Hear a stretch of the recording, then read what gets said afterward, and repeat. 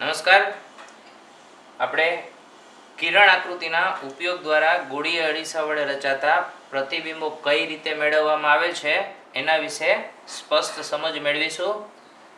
સૌથી પહેલા ગોળીય અરીસા વડે રચાતા પ્રતિબિંબ, એમાં ગોળીય અરીસા આપણે બે પ્રકારના અરીસાનો ઉપયોગ કરીશું. એક અંતર્ગોળ અરીસો અને બીજો બહિર્ગોળ અરીસો. આ બંને અરીસાઓની સામે રહેલી વસ્તુના પ્રતિબિંબ કેવી રીતના આપણે મેળવી શકાય છે એ કિરણ આકૃતિના ઉપયોગ દ્વારા આપણે સમજવાનું છે.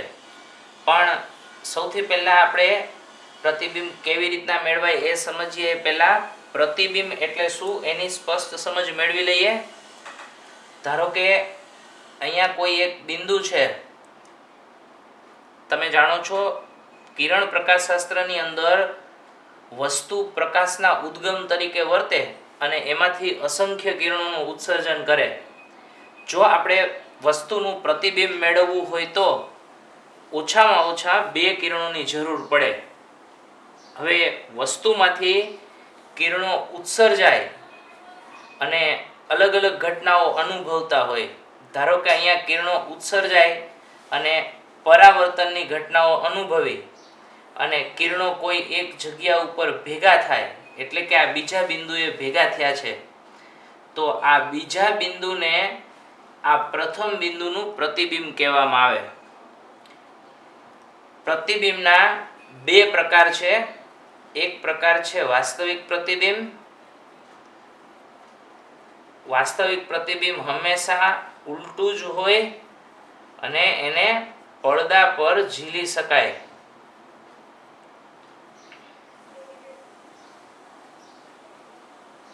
જ્યારે બીજો પ્રકાર છે આભાસી પ્રતિબિંબ. આભાસી પ્રતિબિંબ હંમેશા ચત્તુ જ હોય અને એને પડદા પર ઝીલી શકાય નહીં.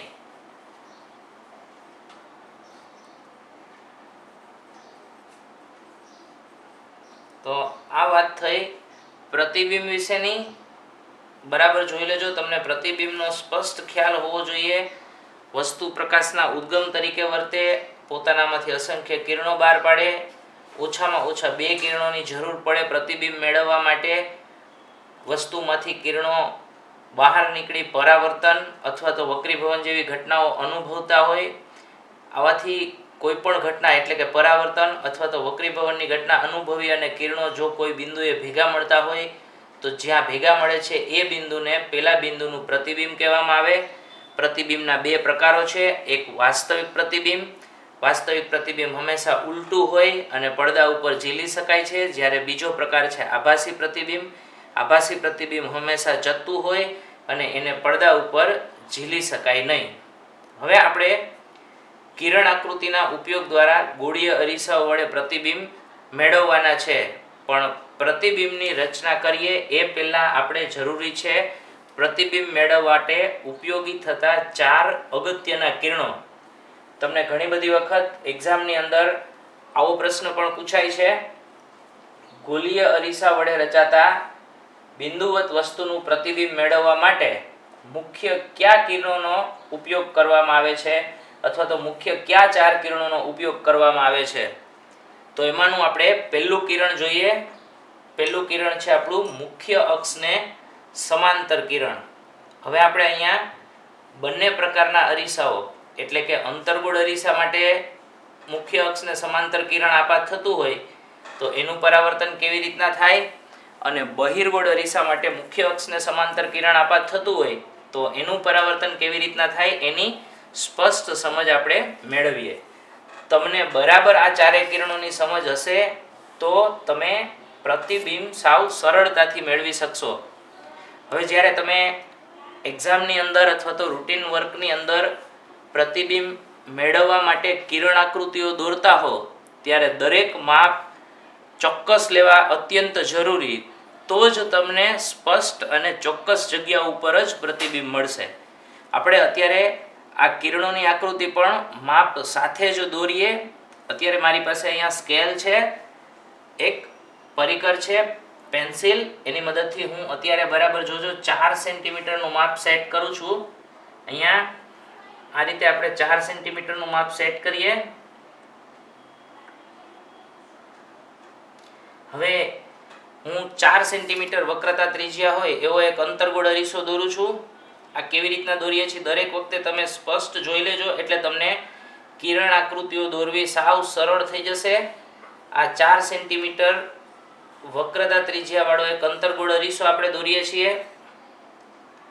હવે અંતર્ગોળ અરીસાની રચના થાય છે એટલે અહીંયા વક્રતા કેન્દ્ર લઈએ આપણે, એને હું C કહી દઉં. હવે એક્ઝેક્ટ ફૂટપટ્ટીની મદદથી 4 સેન્ટીમીટર આપણું વક્રતા ત્રિજ્યા છે, એટલે કે P થી C સુધીનું અંતર છે એ 4 સેન્ટીમીટર છે.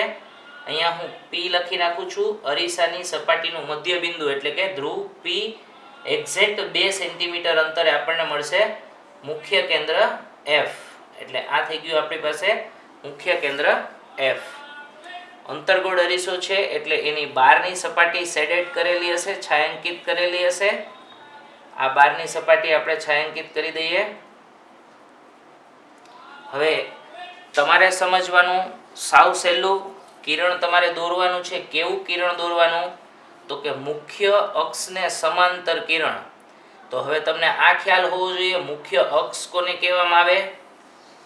તો કે ધ્રુવ P અને વક્રતા કેન્દ્ર C એમાંથી જે પસાર થતી અક્ષ હોય એ અક્ષને કહેવામાં આવે છે મુખ્ય અક્ષ. તો હવે હું આ મુખ્ય અક્ષને સમાંતર કિરણ દોરું. જોજો બરાબર, સાવ સરળ છે.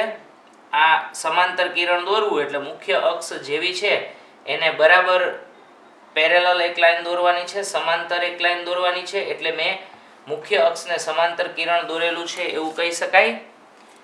હવે પરાવર્તનના નિયમો પ્રમાણે મુખ્ય અક્ષને સમાંતર કિરણ હોય તો એ કિરણનું પરાવર્તન થશે મુખ્ય કેન્દ્ર F માંથી.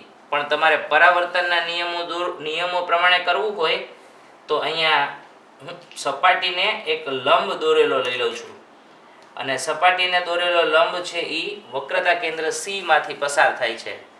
તો આપણા પરાવર્તનના નિયમોનો તમને ખ્યાલ છે, આપાત કોણ જેટલો હશે એટલો જ પરાવર્તન કોણ હશે. એટલે આ આપાત કોણ થયો. અહીંયાથી હું એટલા જ પરાવર્તન કોણે કિરણ દોરું બીજું તો એ કિરણ પસાર થશે મુખ્ય કેન્દ્ર F માંથી. આ આપણા માટે થયો પરાવર્તન કોણ R. ઇન શોર્ટ તમારે જે યાદ રાખવાનું છે, મુખ્ય અક્ષને સમાંતર કિરણ આપાત થતું હોય તો એનું પરાવર્તન થશે મુખ્ય કેન્દ્ર F માંથી. તો આ આકૃતિ થઈ આપણી અંતર્ગોળ અરીસા માટે. સેમ આપણે એવી જ આકૃતિ દોરવાની છે બહિર્ગોળ અરીસા માટે. હું ફરીથી સ્કેલની મદદથી 4 સેન્ટીમીટર વક્રતા ત્રિજ્યા વાળો બહિર્ગોળ અરીસો દોરું તો તમે જોઈ શકશો બહિર્ગોળ અરીસો આપણે દોરીએ છીએ. હવે ફરીથી પાછા માપ લઈ લઈએ છીએ. માપ ફેરફાર ના થઈ ગયો હોય ચોક્કસ રીતે જોઈ લેવાનું. આ એક્ઝેક્ટ 4 સેન્ટીમીટરનું માપ છે. હવે 4 સેન્ટીમીટર વાળો બહિર્ગોળ અરીસો આપણે દોરવાનો છે. એટલે અહીંયા આપણે રચના કરીએ બહિર્ગોળ અરીસાની. ફરીથી તમે જ્યારે દોરતા હો પરિકરની મદદથી એકદમ ચોકસાઈ રાખવી જરૂરી. માપમાં સહેજ પણ ફેરફાર થવો જોઈએ નહીં, તો જ તમને પ્રતિબિંબ કિરણ આકૃતિની મદદથી સ્પષ્ટ રીતે મળશે. એટલે હું અહીંયા ફરીથી વક્રતા કેન્દ્ર C દોરી નાખું છું આ જગ્યા ઉપર જ્યાં આપણું પરિકરનું સેન્ટર હતું. ફરીથી 4 સેન્ટીમીટર વક્રતા ત્રિજ્યા છે એટલે અરીસાની સપાટી ઉપર આપણે ધ્રુવ દોરીએ છીએ આ P, અને એમની બરાબર વચ્ચે દોરીએ છીએ 2 સેન્ટીમીટર અંતરે F. એટલે કે અહીંયા પોઈન્ટ કરી નાખશે આપણે અને અહીંયા દોરી નાખશે આપણે F. બહિર્ગોળ અરીસો છે એટલે અંદરના ભાગમાં છાयांकित હશે, બહારની સપાટી પરાવર્તક સપાટી હશે. અહીંયા બહિર્ગોળ અરીસાની રચના કરીએ છીએ આપણે. હવે હું અરીસાની બહારની સાઈડ પણ અથવા તો અરીસાની સામેની સાઈડ પણ મુખ્ય અક્ષ લંબાવી દઉં છું. આપણે હવે આપણા નિયમ પ્રમાણે કિરણ દોરવાનું છે કેવું. પહેલો આપણો પ્રશ્ન આપણી જાતને જ પૂછવાનો, મુખ્ય અક્ષને સમાંતર કિરણ દોરવાનું છે. એટલે અહીંયા આપણે મુખ્ય અક્ષને સમાંતર કિરણ દોરીએ. આ મુખ્ય અક્ષને સમાંતર કિરણ. આ મુખ્ય અક્ષને સમાંતર આપાત થતું કિરણ પરાવર્તનના નિયમનો ઉપયોગ કરવા માટે આપણે જરૂર પડશે સપાટીને દોરેલા લંબની. તો હું અહીંયા સપાટીને લંબ દોરું છું. ફરીથી આપણે લંબ એવી રીતના દોરીએ છીએ કે જે વક્રતા કેન્દ્ર C માંથી પસાર થતો હોય. તમે લંબ અલગ અલગ રીતે દોરી શકશો. આ લંબ દોરીએ વક્રતા કેન્દ્ર C માંથી પસાર થતો હોય એવો.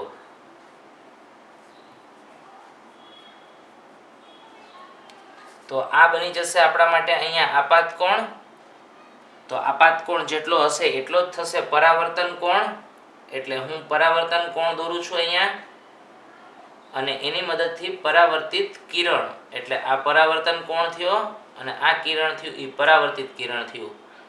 પણ પરાવર્તિત કિરણ તમે જો પાછળની સાઈડ લંબાવશો તો તમને જોવા મળશે પરાવર્તિત કિરણ F માંથી વિકેન્દ્રિત થતું હોય એવો ભાસ થશે.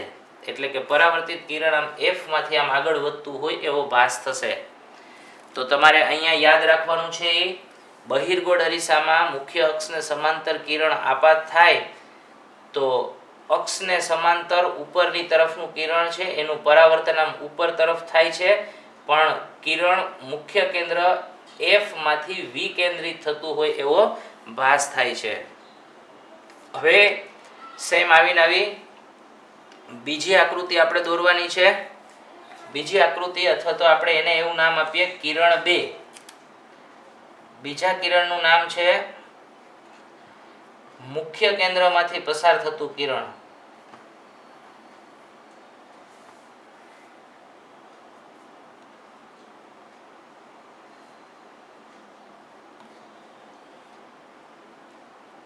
એટલે કે હવે તમારે કિરણો દોરવાના છે બંને.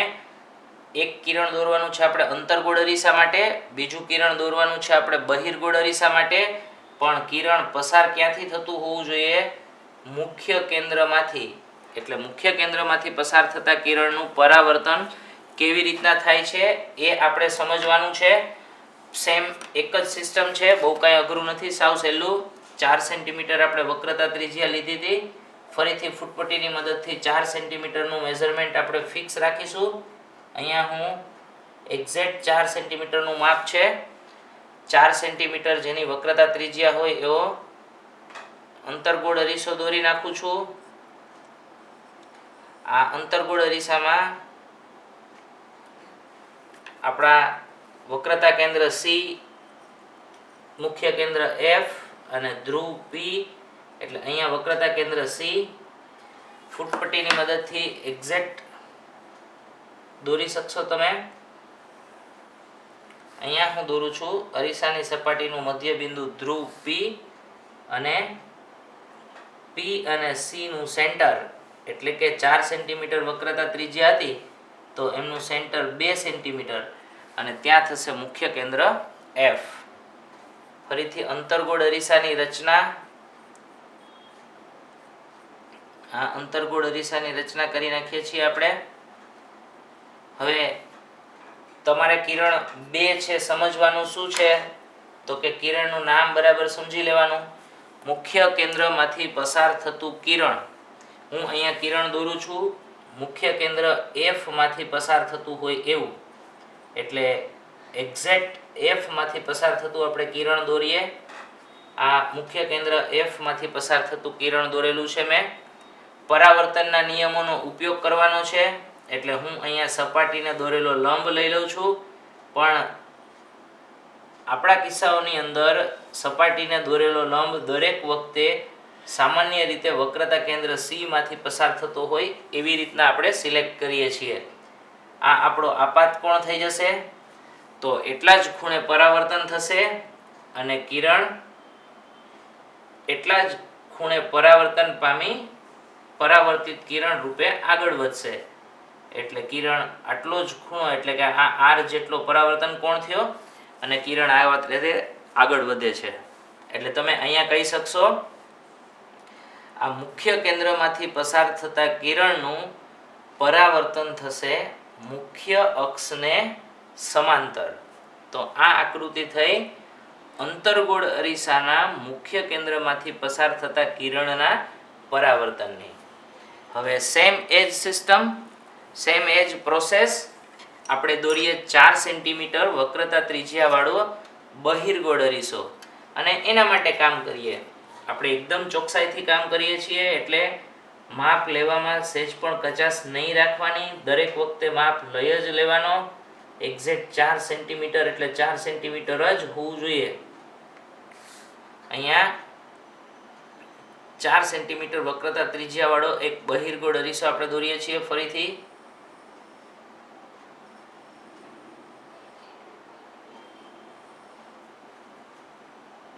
ફરીથી સી, પી અને એફ. અહીંયા આપણી પાસે થઈ ગયું વક્રતા કેન્દ્ર સી, અહીંયા થઈ જશે ધ્રુવ પી અને એક્ઝેક્ટ 2 સેન્ટીમીટરે આપણે લઈ લેશી મુખ્ય કેન્દ્ર. અહીંયા હું દોરી નાખું છું આ ધ્રુવ પી. એકી સાથે જ લખી નાખવાના, ફૂટપટ્ટી ઉઠાવ્યા વગર. અહીંયા આપણે લખીશું મુખ્ય કેન્દ્ર એફ. બહિર્ગોળ અરીસાની રચના, અંદરનો ભાગ છાંયાંકિત,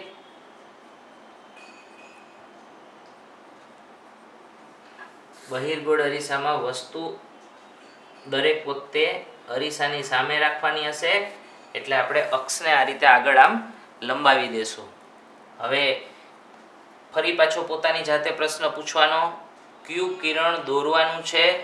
તો કે મુખ્ય કેન્દ્રમાંથી પસાર થતું કિરણ. એટલે મારે અહીંયા મુખ્ય કેન્દ્ર એફ માંથી પસાર થતું હોય એવું કિરણ દોરવાનું છે. હું કિરણ દોરવાનો પ્રયત્ન કરું છું. મુખ્ય કેન્દ્ર એફ માંથી પસાર થતું હોય એવું કિરણ. તો મુખ્ય કેન્દ્ર એફ માંથી પસાર થતું કિરણ દોરવા માટેનો પ્રયત્ન.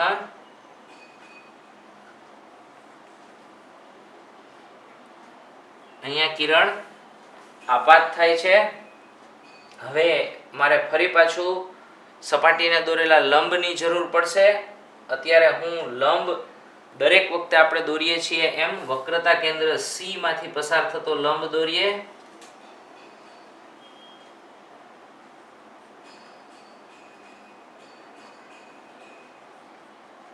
તો આ આપાત કોણ છે? સેમ એટલા જ ખૂણે કિરણ પરાવર્તન પામશે. એટલે કિરણ આ રીતે પરાવર્તન પામશે અને આ થઈ જશે પરાવર્તન કોણ. એટલે આ થઈ ગયું તમારા માટે બહિર્ગોળ અરીસા માટે મુખ્ય કેન્દ્રમાંથી પસાર થતું કિરણ હોય તો એનું પરાવર્તન થશે મુખ્ય અક્ષને સમાંતર.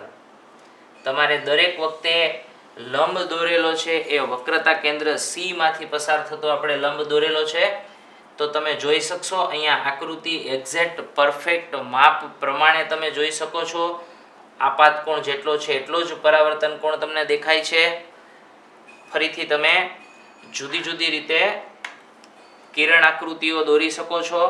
અત્યારે તમે બે કિરણો વિશેની સ્પષ્ટ સમજ મેળવી ગયા. હવે આપણે બીજા બે કિરણો દોરવા છે. જોઈએ આપણે બીજા બે કિરણો. આપણું કિરણ 3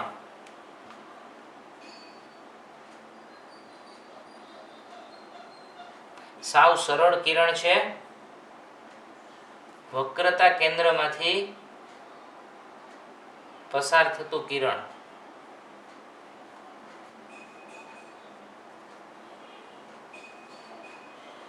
તો સેમ સિસ્ટમ 4 સેન્ટીમીટર કેન્દ્ર લંબાઈવાળા બહિર્ગોળ અરીસા અને અંતર્ગોળ અરીસાની રચના કરવાની. અહીંયા આપણે કરી નાખીએ છીએ ફટાફટ. પહેલાં હું માપ લઈ લઉં છું 4 સેન્ટીમીટર. હવે તમને કોન્ફિડન્સ આવી જાય. અહીંયા એક્ઝેક્ટ 4 સેન્ટીમીટર માપ છે. હવે આપણે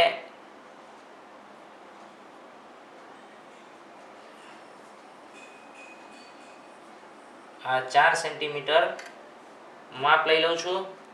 અહીંયા આપણે વક્રતા કેન્દ્ર સી પછી ફૂટપટ્ટીની મદદથી જ બંનેની રચના કરીશું એટલે આપણી ક્યાંય ભૂલ ના થાય. એક્ઝેક્ટ લંબ પણ દોરી શકો અહીંયા તમે અરીસાને. અહીંયા ધ્રુવ પી અને બરાબર સેન્ટરમાં એટલે કે 2 સેન્ટીમીટર અંતરે એફ દોરીશું.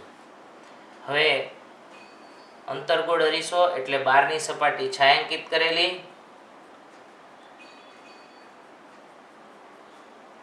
કિરણ આપણે દોરવાનું છે વક્રતા કેન્દ્ર સી માંથી પસાર થતું. તો હું અહીંયા વક્રતા કેન્દ્ર સી માંથી પસાર થતું કિરણ દોરું. જોજો બરાબર,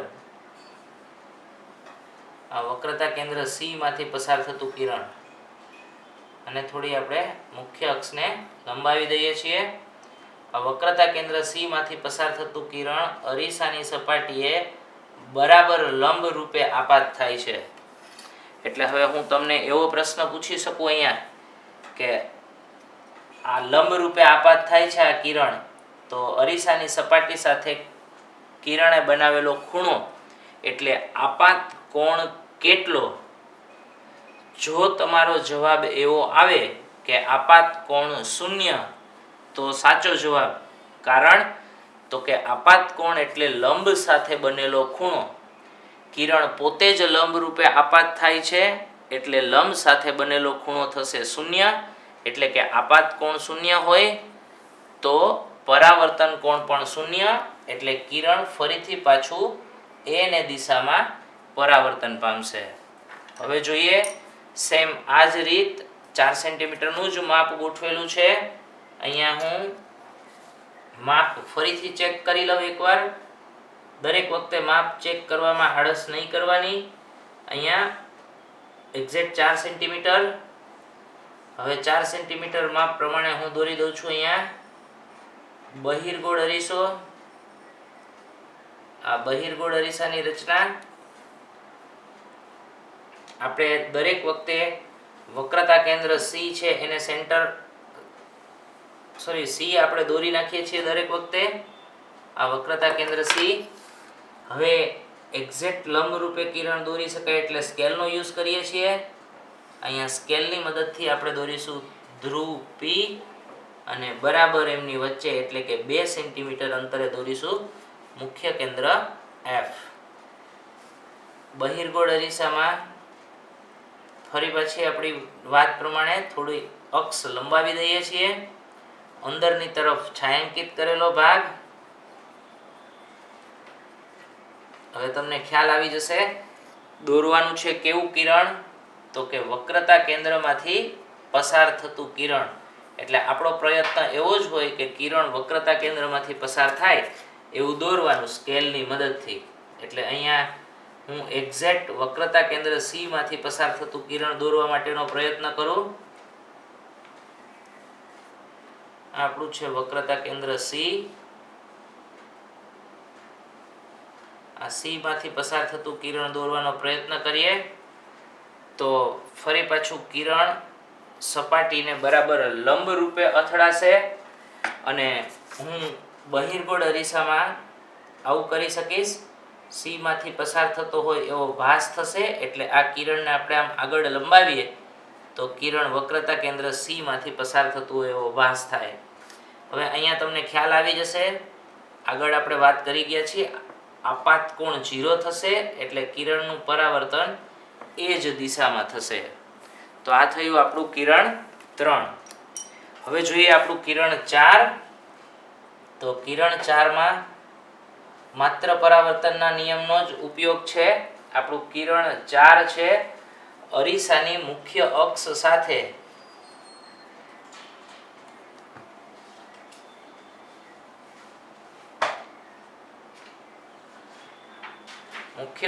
સાથે નિશ્ચિત કોણ બનાવી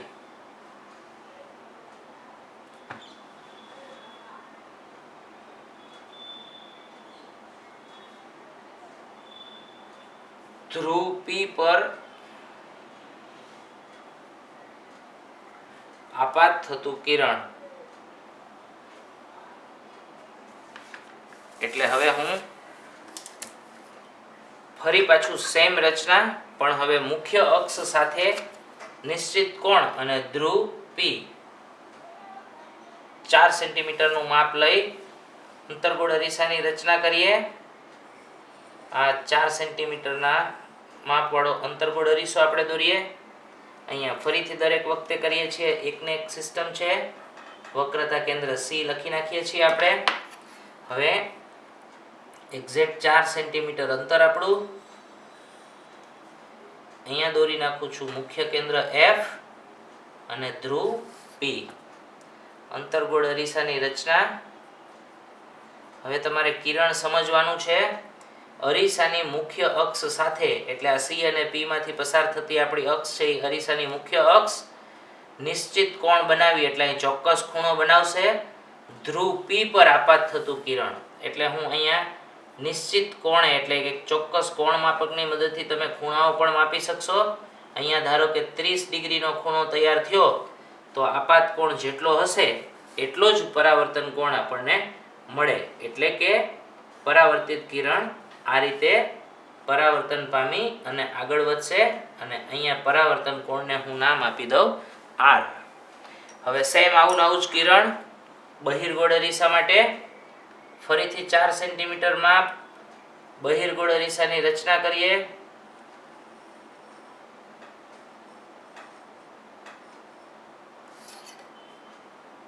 તો એકને એક કામ કરીએ છીએ આપણે ક્યારના.